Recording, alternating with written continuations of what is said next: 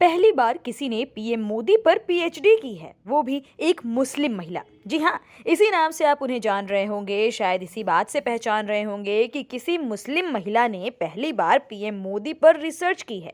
PM के व्यक्तिगत और राजनीतिक जीवन की घटनाओं पर किसी ने इस कदर काम किया कि एक एक चीज को बारीकी से लिख डाला। किसी को पीएम मोदी के व्यक्तित्व ने इतना ज्यादा प्रभावित किया कि उसने अपने 8 साल सिर्फ पीएम पर रिसर्च करने में लगा दिए और इस जीवन को एक लेख का रूप दे दिया।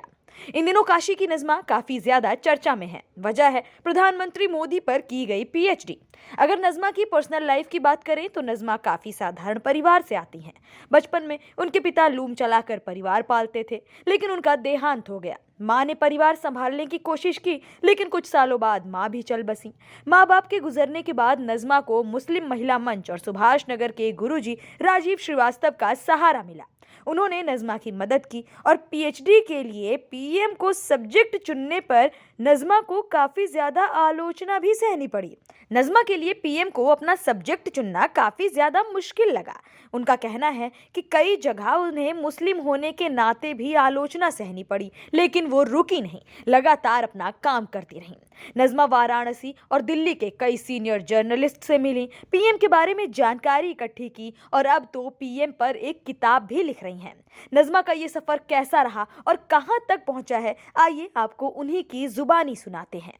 हमारे साथ इस समय एक शख्सियत के तौर पर नजमा परवीन जी जुड़ी हैं। सबसे पहले नजमा जी के बारे में बता दें कि अभी हाल फिलहाल नजमा जी ने पीएम नरेंद्र मोदी के पूरे अब तक के जीवन के घटनाक्रमों के ऊपर एक किताब लिखी है और साथ ही उन्होंने अपना रिसर्च जो है इसी सब्जेक्ट पर पूरा किया है। और आप देख सकते हैं टेबल पर दर्जनों किताबें पीएम मोदी के जीवन से जुड़ी हुई और तमाम मन के बात से लेकर के महिला सशक्तिकरण से लेकर के तमाम उन ज्वलंत मुद्दों पर जो कि देश में जिन पर बात होने की ज़रूरत थी, उन मुद्दों पर किताब भी लिखी गई है। और नजमा जी ने अभी हाल फिलहाल अपना शोध कार्य बीएचयू से पूरा किया है, काशी हिंदू विश्वविद्यालय से पूरा किया है। इस समय हमारी टीम नजमा जी से खास बातचीत के लिए उनके पास पहुंच चुकी है। नजमा जी, सबसे पहले तो आपके बारे में हम जानना चाहेंगे, पीएचडी का जो ये सब्जेक्ट आपने चुना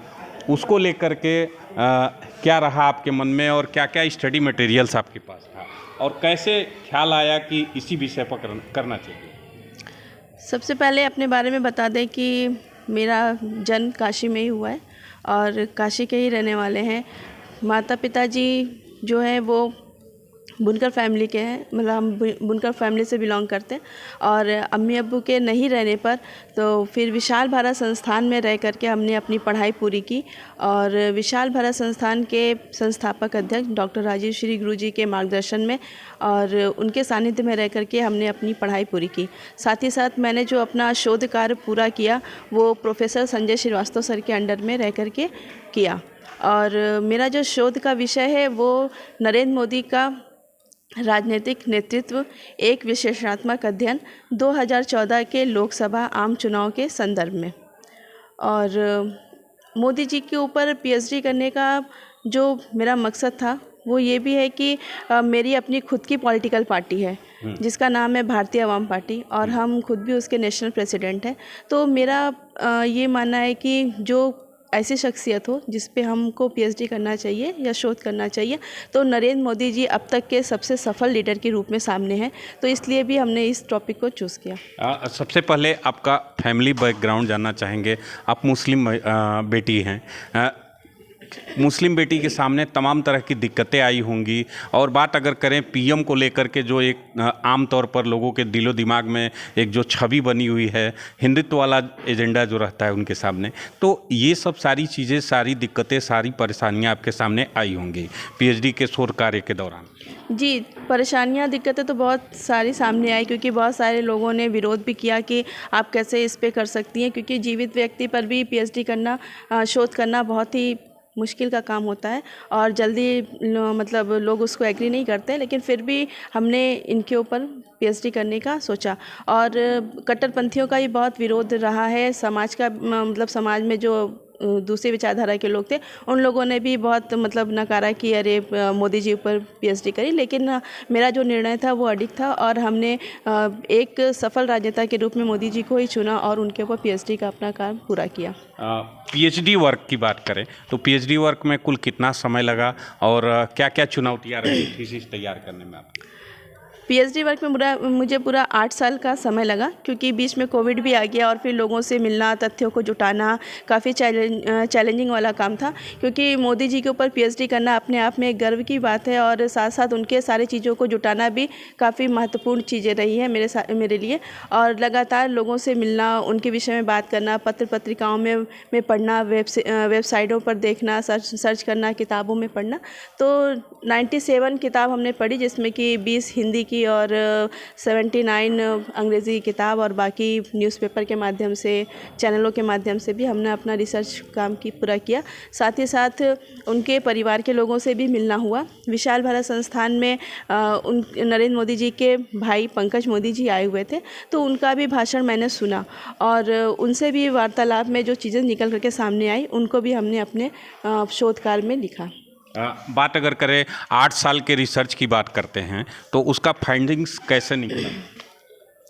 8 साल के रिसर्च में आप देखेंगे तो हमने जो अपने शोध का जो अध्यायीकरण किया है वो 5 उसमें किया है, 5 अध्याय में पूरा किया है। पहले में हमने 1947 से लेकर के 2014 तक की राजनीति के बारे में लिखा है। दूसरा, मोदी जी के राजनीतिक जीवन के बारे में, उनके पूरे जीवन के बारे में और कैसे वो गुजरात के मुख्यमंत्री के रूप में उन्होंने काम किया उसके बारे में लिखा है। तीसरे अध्याय में उनका जो राष्ट्रीय स्तर पे जो राजनीति में प्रवेश हुआ उसके बारे में लिखा है और चौथे में पूरा उनका भाषणों का संकलन और भी जो राजनीतिक चीज़ें थी उसके बारे में लिखा है। 5वां मेरा उपसंहार है। जी, अब आते हैं कि आपका व्यक्तिगत तौर पर पीएम मोदी को लेकर के क्या कहना? व्यक्तिगत तौर पे अगर देखा जाए तो पीएम मोदी जी पूरे राष्ट्र के नेता हैं और वो एक सच्चे लीडर हैं, क्योंकि देश की अगर सत्ता कोई बदल सकता है तो वो तपस्वी, योगी या कोई ऐसा व्यक्ति हो जो अध्यात्म की तरफ हो। तो मोदी जी पूरे आध्यात्मिक आदमी हैं और वो एक सच्चे योगी हैं, क्योंकि उन्होंने अपने आप को भी अपने को छोड़ा, उन्होंने अपने परिवार को भी वो किया और देश की सेवा के लिए उन्होंने अपना पूरा जीवन त्याग दिया। तो नरेंद्र मोदी जी एक सच्चे लीडर के रूप में मेरे लिए वे मेरे आइडियल भी हैं।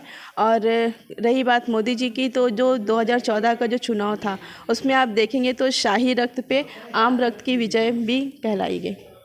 ये शाही रथ वाला जो आपका कॉन्सेप्ट था जो आप इसमें जिक्र की हैं, उसका थोड़ा सा ब्रीफ में हमारे दर्शकों को बताने का कष्ट करें कि क्या है ये शाही रथ, और चुनाव प्रचार के दौरान जिस तरह से पीएम मोदी ने यहाँ कैंपेनिंग किया उस पर भी आपने प्रकाश डाला है, तो क्या है ये शाही रथ से मतलब है? आप सब जानते हैं कि कांग्रेस की जब सत्ता थी तो किस तरीके से नेहरू की सत्ता चली और कैसे समाज में भ्रष्टाचार चरम पे था, बेरोजगारी चरम पे थी और बहुत सारी दिक्कतों का सामना पूरी जनता को करना पड़ रहा था। और सबसे बड़ी जो समस्या सामने आई वो वंशवाद की थी। तो उस वंशवाद का अंत करके नरेंद्र मोदी जी ने भारतीय राजनीति में जो परिवर्तन लाया वो बहुत ही महत्वपूर्ण है और इसमें जो चीज़ें सामने आई और बहुत सारे लोगों का सहयोग था और मोदी जी ने यहाँ पर सांसदी का यहाँ से काशी से चुनाव जीत करके जो एक काशी वासियों के दिल में जगह बनाई वो भी काफ़ी सराहनीय थी।